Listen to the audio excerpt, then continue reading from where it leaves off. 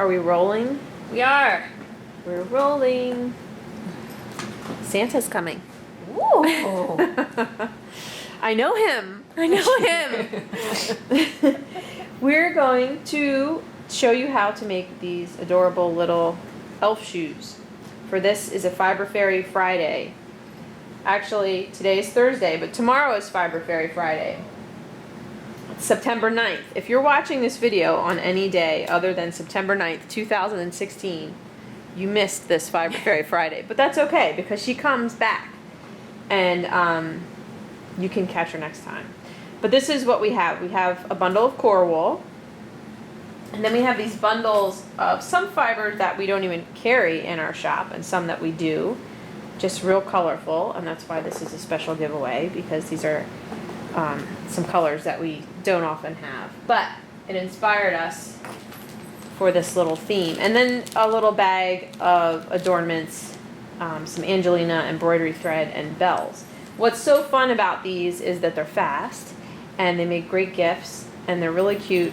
And just like the pocket gnomes and bottle toppers, and what else do we make? It's just fun to embellish, basically. Hummingbirds. Hummingbirds, yeah, you like get to use all your cool little stuff. So, and then I like to stick them together so that they can hang over the tree or anywhere, basically in your house. And you can bead onto them. You can sew on bells. You can felt on specialty fibers and locks. I'm using embroidery thread here. This one is hand spun yarn. This one is ribbon. And this one is even a boot, but I haven't finished it yet. So I'll show you how this is done. Oh, look at that. Some random vegetable. We're neat. I'm neat, really. I'm a neat person. Okay. You're going to need pipe cleaners. And I'm going to make this boot. So I already made one, and I'm going to make the other one. And I'm going to fold my pipe cleaner in half and find the center, and then twist together about 1.5 inches. Healthy 1.5 inches. You could go even to 2 inches. If you want to make a smaller boot, you just twist less, and then when you do this step, you make this foot shape smaller. So still use a whole pipe cleaner. A half a pipe cleaner is too small, but just make your armature a little smaller. And then cross to make like a swordfish, and wrap about 1 inch of each end of pipe cleaner around itself. So I just let them cross paths and then wrap up the way that they're going.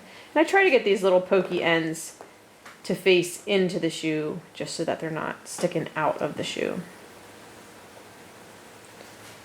Alright. So the first step is I'm using, this is spearmint, right, Milo? Cool. Yes. Top.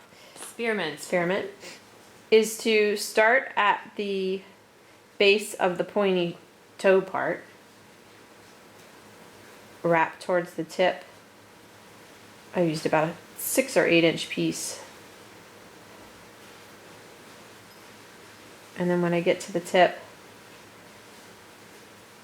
I angle back and come back down. And that holds it on tight and makes a little point. So if athletes get athlete's foot, what do elves get? What do elves get? Elephant. I don't know what. Mistletoes. Mistletoes. It does kind of look like a missile.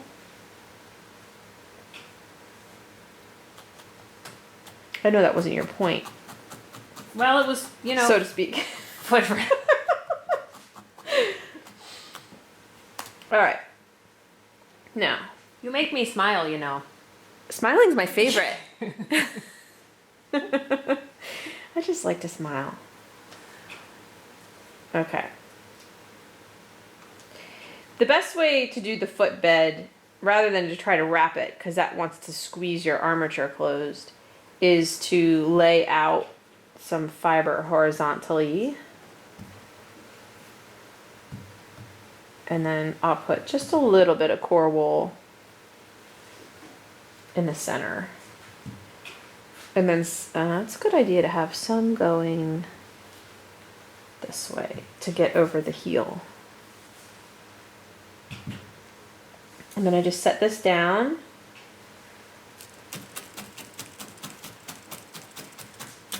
And fold these in felt. Try not to squeeze my armature closed.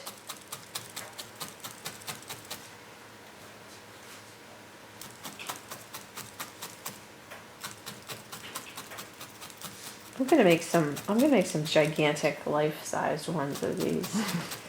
Wear them.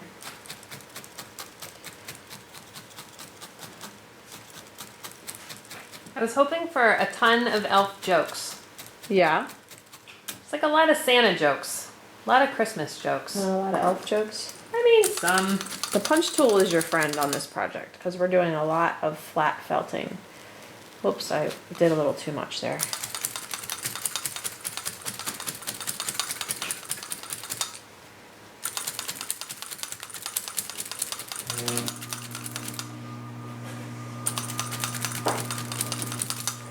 Alright, now the rest of the shoe is made up of two shapes. A triangle that goes over the toe, and then what would you call this shape? I don't know. It's a double fold. It's a double folded taco. I'll show you how to do it. That makes the heel. So to make the triangle, I'm gonna lay out top coat in about, I'm kind of picturing the triangle shape a little bit, so it's maybe like 3 inches across the top and 4 inches across the bottom. And then that's an interesting noise. That's our air conditioner, yeah. Not my stomach. And then some core wool. Actually, I think I'll go this way with the core wool just to give it even more stability. And I mean, if you were going to make a lot of these, you could make a template so that you always, you know, made this the right size. But visually, I want the point of the triangle to be here, and then I want the two sides to come back along here, and then this edge has to be finished. It has to be well shaped. All the edges end up being finished because of the way I fold it. But so I sort of go from a point to about 2.5 inches. It's like 90 out in your felting Christmas. I know, we're making wool shoes for Christmas. But that's because our job is cool.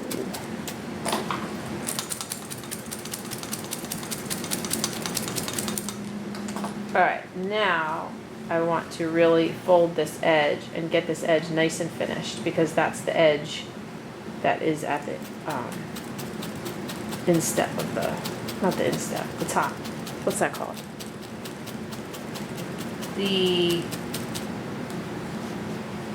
Should have looked up my cobbler terminology before I started. I know a lot of animal parts. not so much shoe parts. Although I do love me some boots. And this is okay. It's okay to leave that fringe there because that'll help hold this on. Okay, I'm gonna set this aside for now.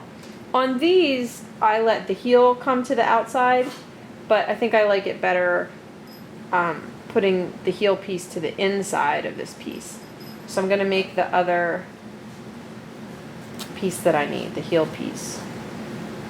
This time I wanna lay sections of fiber vertically. I want it to be about, kind of going for 3 by 3.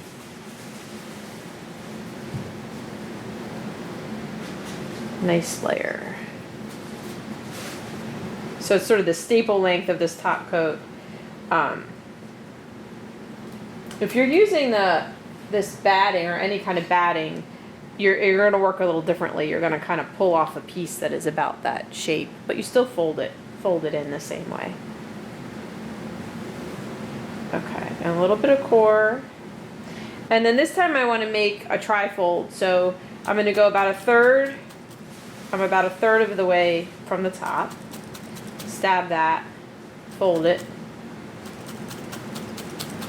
felt it. Just get it started. And then I'm going to go another third and make a line there. Whoa, I'm losing my mercury beads.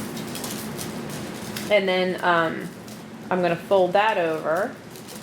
Slippery suckers. And then what I'm going for is having this fringe still sticking off the edge. That's good. I want that because that helps me blend it to the boot.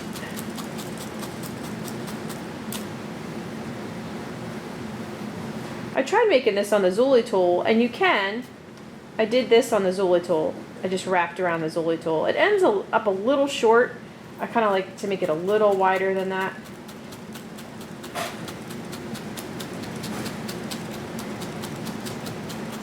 And then these edges, I just taper them down a little bit. Each of these pieces you want to make sure are pretty well felted, because they have to stand alone the test of time. Okay. So this goes on like this. And I just, watch that wire, but I just kind of get it started, stab it on there. And then this piece goes on like this.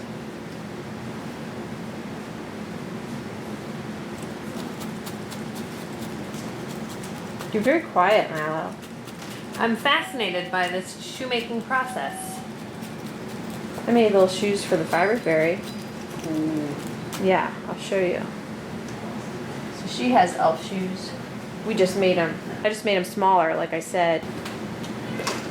All right, so I just need to. We're ready. Yes, we're ready. Are you whispering? I like to whisper. I like whispering too. So I want to stab these things all together as well as I can. And then I like to take a little strip of my top coat or my batting or whatever I'm using and bring this together by just going out and back. So started on here, came out and around, and then returned. And that just pulls it together and makes it look more of a gradual taper.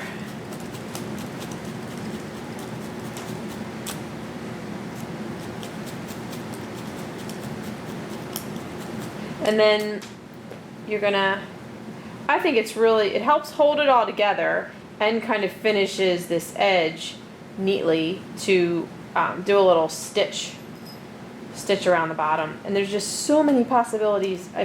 I'm not a needle worker, so not very good at this stuff, but you could make X's and you could embroider the pieces before you put them together if you want. So many things you could do. It takes about, just to give you an idea, about 30 inches of embroidery thread or ribbon, whatever you're using, to go around the foot. And I'm not going to film this whole thing. I'm going to show you how I get started no matter what type of string I decide to use. So I'll make a knot. I'm left-handed, so this works for me, but you'll find the way that works for you. And I always come over here first. I don't know why, I just do. And I work this way at an angle. And you may or may not catch that wire frame in there, just depending on how your shoe is constructed. I sort of try to, but you might end up with too big of a stitch in some places. And so I'm really just catching wool here.